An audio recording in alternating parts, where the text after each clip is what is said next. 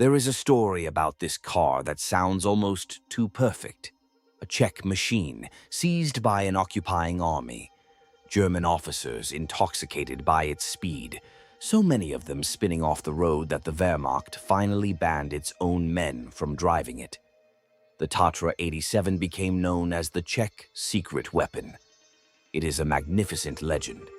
It is also missing the things history needs most: a verified order, a casualty list, a number that survives contact with a source. Museum accounts still repeat the story, but often with words like rumored and it is said. The deeper you look, the less the famous ban resembles a documented command. What remains is more interesting than the myth. The Tatra really could be difficult. Its air-cooled V8 sat behind the rear axle.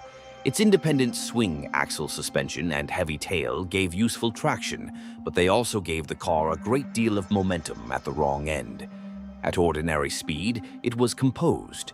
Near its limit, an abrupt lift or an inexperienced correction could turn confidence into oversteer very quickly. And the limit was unusually high. This was a large luxury sedan with only about 85 horsepower. Yet, its shape allowed it to approach 100 miles per hour. The danger was not that Tatra had built a bad car. It was that Tatra had built a fast, unfamiliar car before most drivers understood what its layout demanded. That story began long before the war. Tatra grew from a 19th century carriage and railway works in Kopřivnice. By the 1920s, its engineering identity had formed around Hans Ledwinka: rigid central backbone frames, independent suspension, and air-cooled engines that avoided radiators and fragile plumbing. Ledwinka was not working alone. Erich Übelacker helped turn the ideas into bodies and production cars. Paul Jaray brought aerodynamic principles refined through airship work, then licensed those ideas to automobile companies willing to treat the air itself as part of the machine. Tatra was willing. In the early 1930s, most cars still met the wind like buildings: upright radiators, separate fenders, exposed steps, and cabins arranged as boxes. Jaray's logic was different. Round the nose, keep the air attached, taper the roof and tail. Let the body close the hole it had punched through the atmosphere. Tatra tested those ideas on the compact T570 prototypes. The rear engine removed the need for a long drive shaft through the cabin. With no radiator in front, the nose could become smooth and low. The little prototype did not reach production. Its principles did. In 1934, the T77 appeared. The Victoria and Albert Museum describes it as the first mass-produced car designed according to the principles of streamlining. More precisely, it was the first series production automobile to make aerodynamic efficiency the governing idea rather than a decorative gesture. It looked impossible. The hood fell away instead of rising toward a radiator. The body stretched into a long teardrop. A fin divided the air at the rear. Underneath sat a 3-liter air-cooled V8 behind the passengers. With roughly 60 horsepower, the first T77 could reach about 90 miles per hour. It was also not mass production in the modern sense. About 105 T77s were built, followed by roughly 150 T77As. They were expensive, complicated, and assembled in small numbers. Tatra had proved the shape worked, but it had not yet made the shape easy.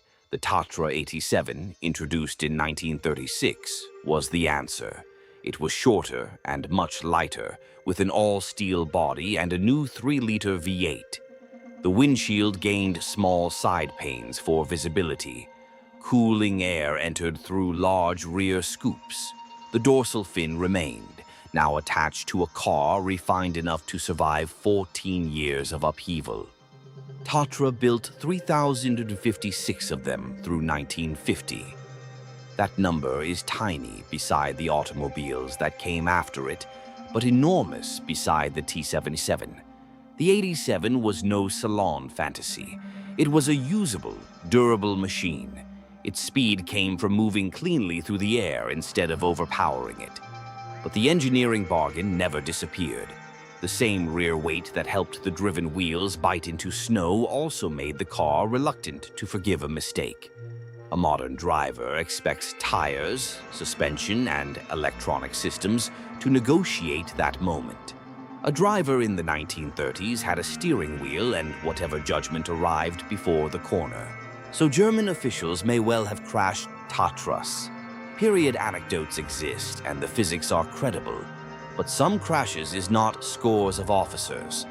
A warning after accidents is not automatically a Wehrmacht-wide ban. And a story repeated for decades is not transformed into an archive merely by repetition. The secret weapon survives because it gives history a satisfying shape. Czech genius humiliates Nazi arrogance. The occupier steals the car, then the car takes revenge. The true injustice was slower, quieter, and written in patents.